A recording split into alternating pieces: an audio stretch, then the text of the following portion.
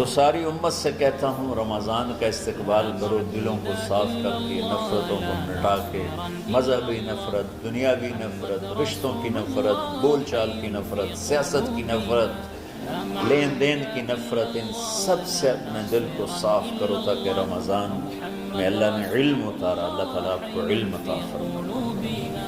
और बाकी लोग जो हम दुनिया में ज़िंदगी गुजार रहे हैं उनके दिलों में अल्लाह रमज़ान का नूर उतारे और अपने और हिदायत का नूर उतारे। ये सबसे बड़ी तैयारी है।